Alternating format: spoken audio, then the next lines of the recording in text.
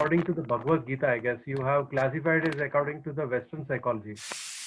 Am I right? Yes. Okay, thank you.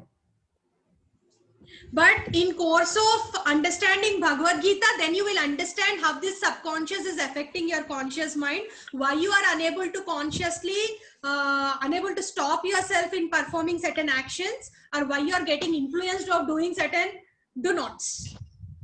So to understand that in the further levels, I need to classify them basically. Right, but Gita or the Upanishads say about para and apara. They don't classify as a conscious or subconscious. But here we are not exactly talking only about Gita, but we are understanding Gita in a new perspective, connecting them to psychology and other subjects. Right. Got it. Thank you. Yeah, thank you. Any other queries, please? Regarding this subconscious mind, and we heard the words Manassu, Buddhi, Chittam. Can we connect Chittam to subconscious mind? The subconscious mind is our Chittam? Sir, it's difficult always to connect the English words with the Telugu words. Okay, but it is definitely part of subconscious. Okay. Yeah. Another thing is, I want to know the clarity between the words. The people are confused Bhagavad Gita with religiousness, just as you address. But what I feel is Bhagavad Gita is connected to spirituality, not to religiousness. I want to have the clarity regarding religiousness, Bhagavad Gita, and spirituality, ma'am. Done, sir. So as we spoke earlier, religiousness is like, people have designed this religion to have a structured way of living. Even every family, we have different systems. Though people belong to same religion, people belong to same caste also, every family will have their own culture, they have their own system. In the same way, so that we will have a systematic kind of lifestyle, that is the purpose of religion, though many people accept it or not. Now coming to Bhagavad Gita, it is like how to lead a life. Whenever we buy any product, like, how to use book will be given along with that. In the same way, when birth was given to all of us, how to use this life to lead the life happily without falling into any downs, and how to get up easily, how to keep smiling, how to win the race, everything the Bhagavad Gita was given. But unfortunately, we thought it is a book which we are supposed to read at 60. Now coming to spirituality, most of them, as they interconnected spirituality with religion, they started combining both of them and three of them together and kept everything aside, because spirituality is something which we have to do at age of 60, and because at age of 20s and 30s we need to earn money, gain fame, that is the thing. So when people really who can differentiate these things, when we can be detached with things, when we can win over emotions, when we improve our knowledge and intelligence, then we can win anything. And when we are mentally strong, we will be physically strong. We can be outstanding and have that inward journey. We can do anything. Such people can understand the true meaning of spirituality and Bhagavad Gita.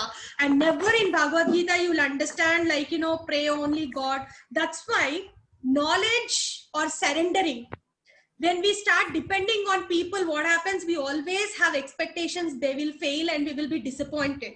So the three main things the Krishna taught was, one is Gnana Yoga, Karma Yoga, Bhakti Yoga. So keep doing your work without expectation, you will be happy. So mother will be there, never she expect anything from kids. She'll be always cooking. She want to give best to the kids. That's why she'll be always happy. However, whatever comments the child passes, she is a karma yogi.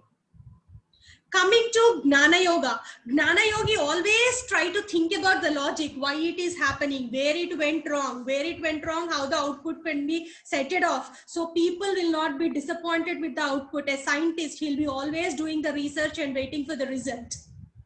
When people cannot go with this Karma Yoga and Gnana Yoga, people opt for Bhakti Yoga. It's only God is there, taking name of some idol, worshipping them, giving them everything. So what happens, who purely dedicatedly start worshipping someone will start believe like, something goes wrong also, he will take care of me. Something went wrong because something going to good happened to me. The pure belief system will help them to stay happy. So these 3 yogas mainly help the person to travel smoothly in the life. So we can opt any of them in our life. But people will not understand the deeper level of things unless they cross the basic things. That's why even Krishna in his preachings, he told, never explain Gita forcefully to someone who have interest on me, who have interest on Gita, only let them read, because people without interest will never understand it. And Gnana is also such a subject where you cannot forcefully impact on others. We all have crossed our teens. Now you explain some concept to teens. Will they listen to you? No one will listen. In the same way, the Gnana is also, we have understood. Now you try to preach others. Unless they get that spark, never they will understand it. They have that willingness, that openness, that spark. People will not understand. Sir, I hope by mixing up something, I addressed your query. Still you have anything else you can ask me. The thing is, whatever may be the path, as you said, the Bhakti Yoga, Karma Yoga, or Jnana Yoga, that the people who are inclined to spirituality, the thing is, as far as myself is concerned, I try to understand all these things just to face the uncertainty of life. I try to understand the insecurities of life. There is a lot of confusion in understanding the uncertainties, insecurities of life. And we are mixing spirituality with uncertainty and insecurity, which is not known. Yes. That's what I wanted to know. Actually, the purpose and that is the belief system. That is the belief system which we were brought up with, sir. Spirituality leads to what? Spirituality, end of spirituality, the path of spirituality is the ultimate purpose of Then, sir, actually, monthly once we will be having a separate session for spirituality. If someone is interested in that particular session, we will be discussing, because spirituality is a big ocean and there are various streams of practicing it, like, japa, homa, practicing meditation and many other stuff. So we can have a good discussion over that in that particular session. Thank you. Done, sir. Archana, I have a question.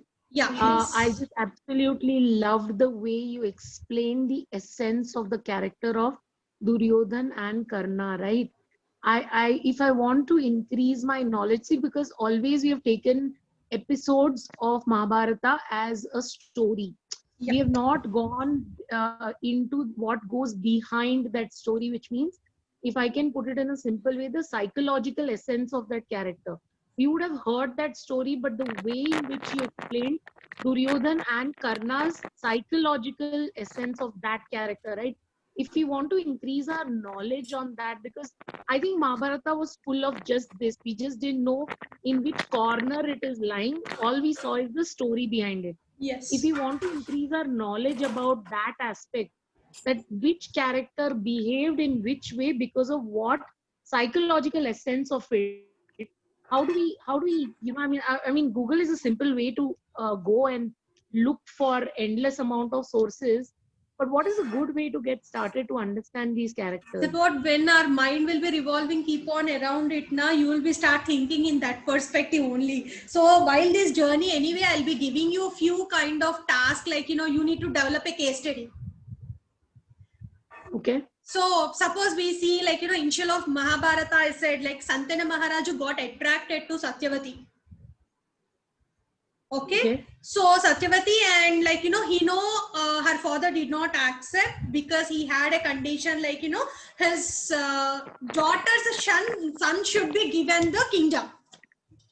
But as Bhishma is there, he was not ready for that, but he fallen sick because he was over attracted.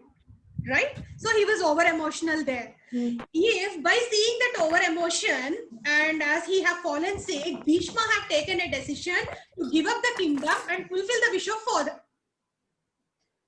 Now see, if this wrong step was not